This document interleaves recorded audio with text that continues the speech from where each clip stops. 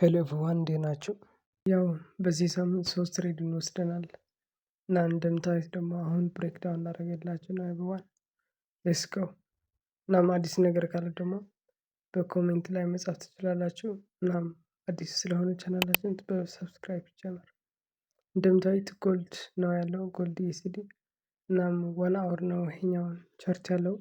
እናም ባይ ነው ገብተን የነበረው ምክንያቱም ፌር ቫልዩ ጋፕ ነበር።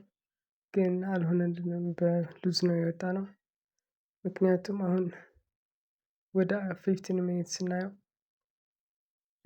እዛው 15 ሚኒት ነው የገባሁት።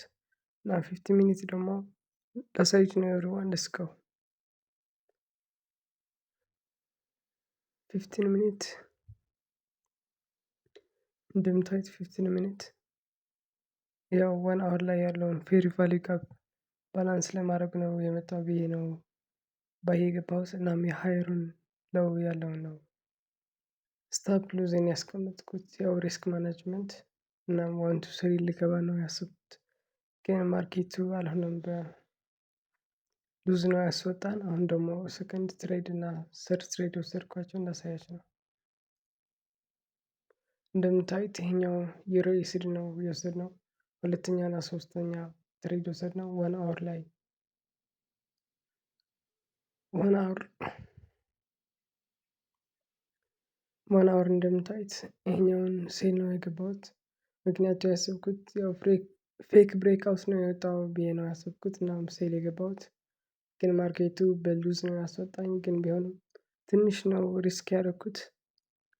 እናም ይሄኛው ደግሞ ሰከንድ ባይ ገብቻለሁ። ምክንያቱም ብሬክ ኦፍ ስትራክቸር አለ። ብሬክ ኦፍ ስትራክቸር ፈረስት ሳይ ከዛ ሰከንድ ያለውን ሲመጣ ይሄኛውን ፓርት ጠብቄ ትንሽ ፑል ባክ ሲያደርግ ማርኬት ነው የገባሁት። እናም አሪፍ ኢንትሪ ነው የገባሁት። እናም ሪስክ ደግሞ የሃየርን ሎው ያለውን ነው የገባሁት። እናም ይሄኛውን ሰርድ ትሬድ ነው በፕሮፊት ያስወጣን። 15 ሚኒት ደግሞ በጣም አሪፍ ነው ያለው። ወደ 50 ሚኒት ብናየው ደግሞ የሆነ ክሊር የሆነ አፕ ትሬንድ ነው ያለው።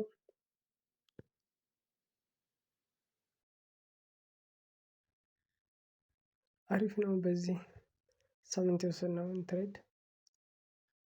እናም እንደምታዩት ቴክ ፕሮፊታችን ደግሞ ነክቷል። ማርኬት ደግሞ አሁንም ብሬክ ኦፍ ስትራክቸር እየሰራ ነው። አፕ ትሬንድ ነው ያለው። አሁንም ወደ 15 ሚኒት ስናየው ደግሞ ሞር ክሊር ነው። እንደምታዩት 15 ሚኒት ታይም ፍሬም